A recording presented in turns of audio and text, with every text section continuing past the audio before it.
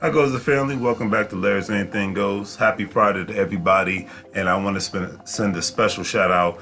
Congratulations to all of the high school and college graduates out there. It's officially summertime. And before you go out there and get your party on, I would like to discuss some financial options that you can take advantage of this summer. Today's subject matter is graduates. What are your plans for the summer of 2019? And I got to give you guys a lot of credit. This is a great accomplishment that you all have, whether you're high school or college, new journey that you guys are going to embark on. And hopefully that not only your parents, but yourselves have done a great job in trying to brace yourself and prepare for today's economy and especially for tomorrow's economy. So it's a big world out there. It's a new world out there. And I'm very excited for you all, especially the ones that have. And congratulations. Forget the GPAs, forget which college you're going to, forget what your plans are. Just pat yourself on the back for doing a good job and stay on the straight and narrow for the most part. So let's get into the subject matter at hand. I would like to discuss some financial options that you can take advantage of this summer, the summer of 2019. High school graduates who do not usually have scholarships, come from wealthy families, please look into community colleges and trade schools, the military as an option. And if you're not trying to go all into the military, please join the National Guard or just be a reservist. And if you think you really like it, then hey, go in active duty, all that. And to the vets out there, thank you again for your service. But I am going to say that with all sincerity, don't just go the traditional route like it's 1985 and 1995 and just thinking that getting a college degree is the only way. It's not. Let's start off with that. Two, I just think this is a personal thing for me because I did it myself. I think it's kind of preposterous unless you have a full ride financially. It's a different story. But for usually working people, middle class people to lower class people, blah blah blah. I think it behooves an 18-year-old to go out and get a job.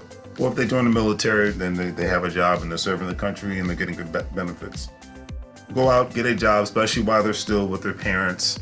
Save some money up, open up a bank account, get a credit card, only spend a credit card on minute stuff so you can establish some credit.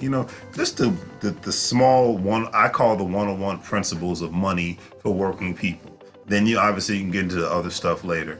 But I think that it behooves one to do that. So they're not out in the cold and try to look, we're all going to make mistakes no matter how much education one obtains. But I think with the proper guidance for everybody, because I had that thanks to my mother and thanks to people in my family, and I will give them credit where credit is due. I think it behooves everybody to have some sort of financial literacy so that they can make sound financial decisions that will benefit them from years to come and their kids from years to come and their kids' kids from years to come. My personal opinion, do your own research, obviously, but I'm just going at it from that perspective and that angle. Okay, now, please don't just play video games and binge on social media. I beg of you. Luckily, I was just discovering social media when I got out of high school, and social media back then was Black Planet. So, and MySpace, but we didn't have phone apps and all that good stuff that we have now that, hey, I utilize myself. We didn't have this multitude of apps out there that, constantly keep us distracted and not really engaged, especially from a financial standpoint. Unless you own your own business and you run your business via social media, then obviously that does not apply to you. So many different things. Okay. Just had to put those specific disclaimers out there. Okay. But yeah, it's like it's a different time in your life. And also, I say this with all sincerity. If you're 18 years old right now, there's no law in the books that I know saying that you immediately have to go to college and get into numerous amounts of debt. If you are like most 18-year-olds, most likely from a financial standpoint, you are starting off from zero. Let's start the summer off by cutting down on the social media and the video games as well. Let's find more productive things to do with your free time for the summer. And here are, some good paying jobs that I believe that one can get into, and good paying jobs by the age of 18, so that they do not have to be, wholly depending on the situation on starting off their financial situation on a bad note. You're 18 years old, It's like I said, depending on your situation, especially if you're a working person, come from a working class, middle class family, you want to try to put yourself ahead of the financial game, because with all this technology, the beautiful thing about it is we have a lot of more educated people without degrees. They can find all the so much. We live in the age of information, and the information is readily at hand. So let's take advantage of that information, not just by obtaining it, but by implementing it. My personal opinion. So here's jobs that you can get into that do not require a college degree, but most likely requires a GED or a high school diploma. Transportation, storage, distribution managers. Usually the minimum wage is, for them, depending on what state you live in, it could be from 70 to 80 something thousand up to 100 something thousand dollars. It depends on the company, obviously, or the organization that you're working for. Elevator installers and repairers. I'm big on people, blue collar workers, much respect for blue collar workers. When I see them every day on the highway working, I give a lot of respect. When I see them out there cutting grass, a lot of respect. The mechanics, the electricians, the masons, the plumbers, all got my respect. So, there's people doing masonry work, all got my respect. So I have to definitely put that disclaimer up. So, elevator installers and repairers, they can make up to $80,000 a year. And usually typical training stems from an apprenticeship. And I remember meeting a guy who was a part of an apprenticeship program, makes about $140,000 a year now, doesn't have a college degree, and has a GED. I love the quote D.L. Hughley. Everybody in his house, his kids and his wife have a college education. He has a GED, and he's the breadwinner. So that's just a disclaimer on that one. If you want to keep it real on something, I'll leave it at that. But I will get into more jobs. So security officers, this is something I did.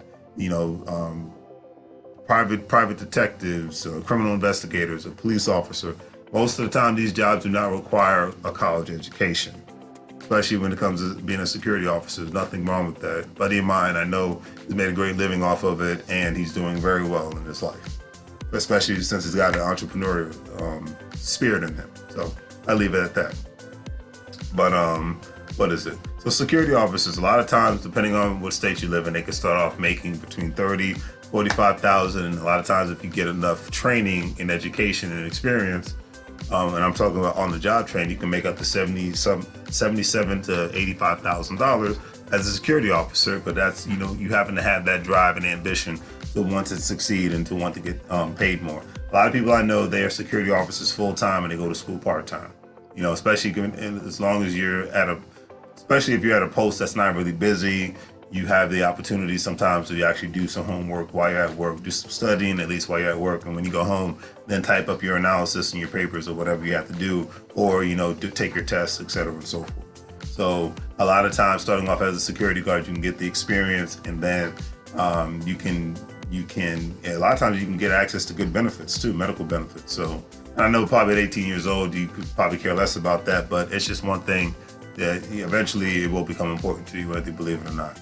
First line supervisors, the non-retail sales worker industry. A lot of these times, these jobs end up going up to $72,000 in income, and there's a lot of on-the-job training, and usually doesn't involve you having to have a college degree. So there are a lot of industries and positions out here. I'm just talking about this because the student loan debt is insane, and I think people need to start exploring different options.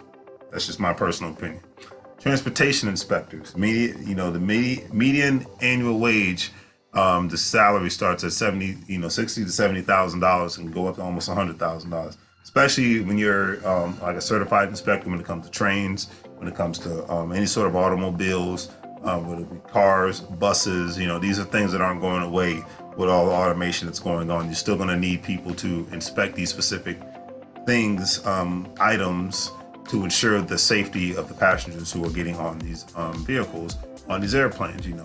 Airplane mechanics, I know one, he makes a lot of money, great living. He makes about almost $90,000 a year working on airplanes. So, there's money in that. People don't realize it. There's money in that. So, like I said, never look down on the trades industry, because most of the times they're making more money than most white collar workers, and they have less of a chance of their jobs being automated or outsourced because you need them here. So that's another personal opinion.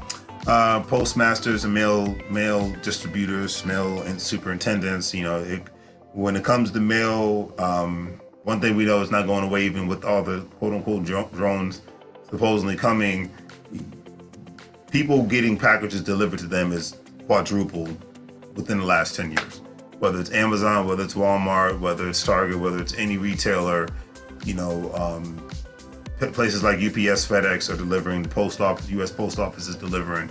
It's a constant thing. And a lot of times, I'm not saying you have to do this for the rest of your life, but a lot of times it can start you off at a good wage. And if you're smart enough, and if you've been taught the value of money and how to utilize money, not just to buy crap that doesn't mean anything, then you could actually make a decent living off of this.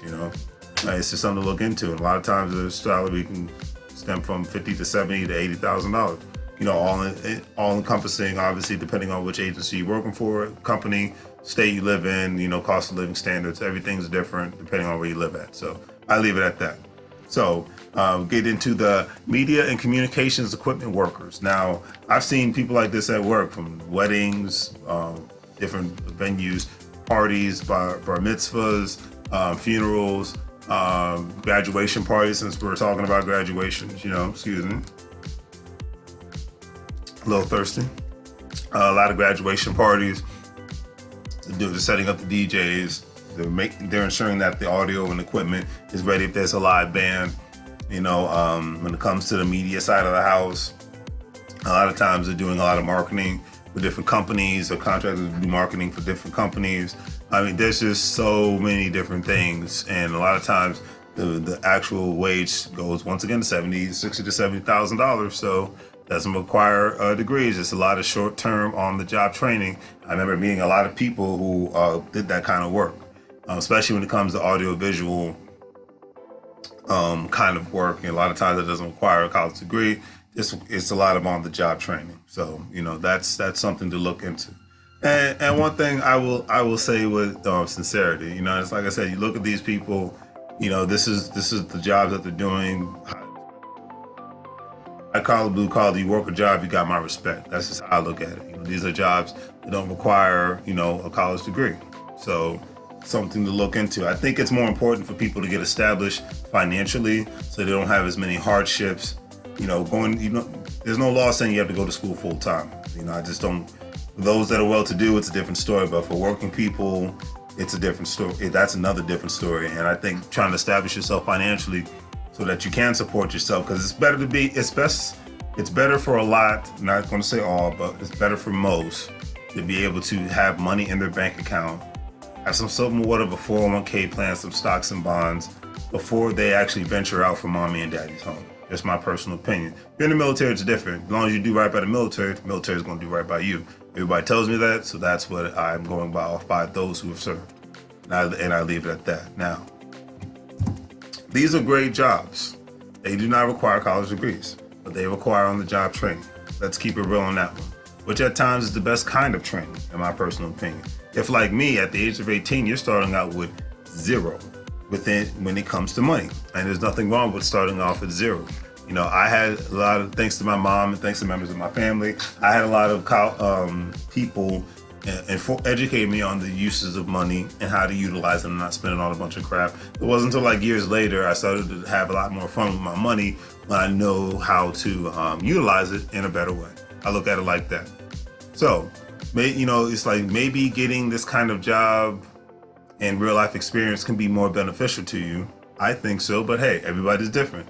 Not everyone's all the same, and we can all go in different directions. If you're 18 years old and you start making money, you gotta ask yourself a question. You at least have a bank account of your own, not associated with mommy and daddy's. Are you educated enough to know how the good and bad side of credit really works? Because credit can be a great thing if you utilize it properly.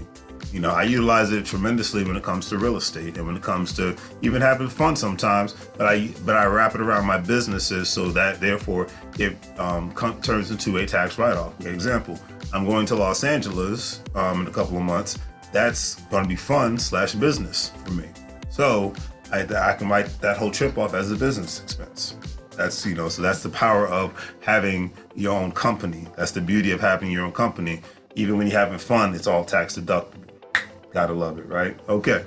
Now, does your parents understand the implement how to know how to implement how the one-on-one aspects of financial intelligence, meaning buying stocks, buying bonds, IRAs, annuities, all the those things and so forth when it comes to the financial intelligence. Are you even buying crypto?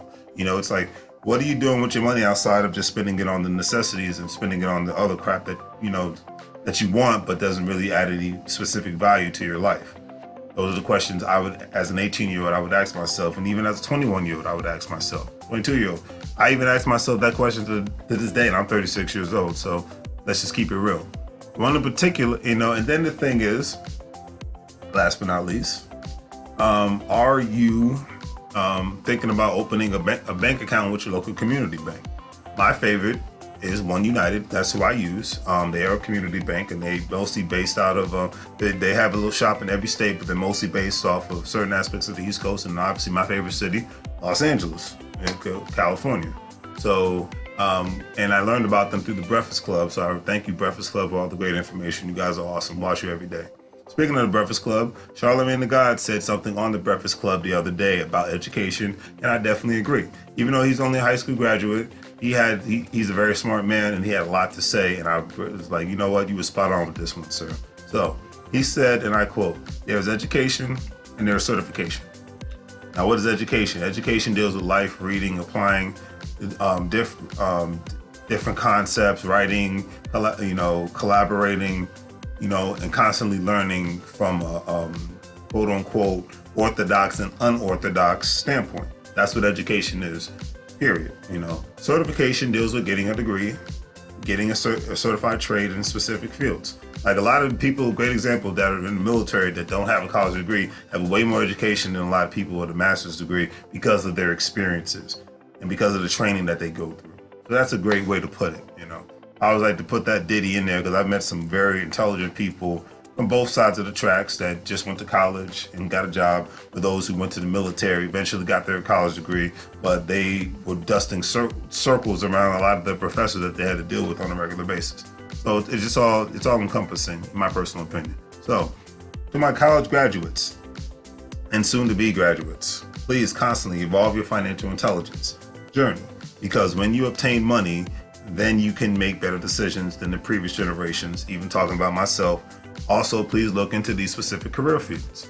Account manager, software engineer, these are still, jobs that are still in demand. Business analysts, coder, people who are actually writing codes. You have actual coding camps out here nowadays.